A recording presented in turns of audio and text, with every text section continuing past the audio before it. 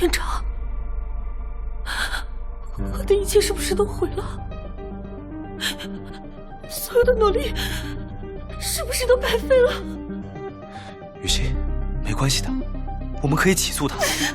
我再找专门的人写点文章，把风向带回去。没用的，所有人本来就一直期待我是一个不要脸的女人，我不管他怎么说，他们都会相信的。就算把齐明才抓起来，像他这样的人到处都是。雨欣，难道你要放弃吗？我不会让任何人伤害你，我一定会让他付出代价。雨欣，相信我。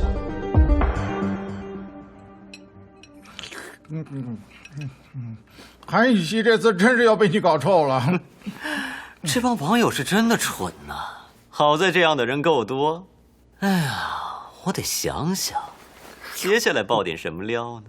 哎，可惜我没拍什么视频呢。明在，你这样会不会被起诉啊？而且他其实也没做什么。起诉我？放心吧，我太了解他了。我想很快他就会求着要联系我了。哎，哎呀，说来就来啊！嚯，明在，你真是料事如神呐！怎么了，宝贝儿？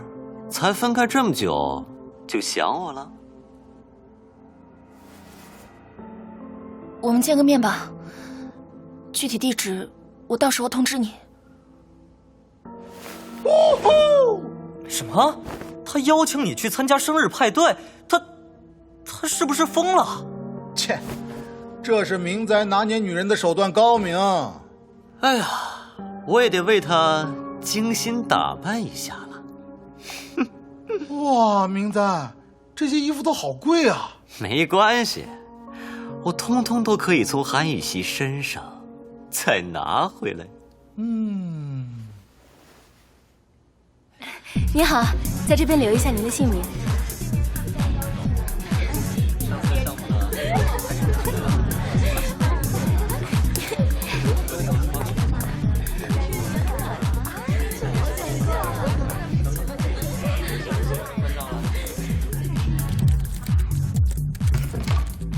话筒和监控都安排好了吗？院长好。院长好。放心吧，院长，没问题。看来记者也都到了，我去招待一下。进来吧。请问，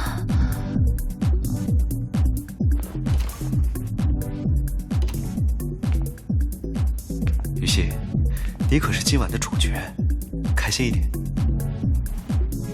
院长，我好好享受吧，我向你保证，不会有事的。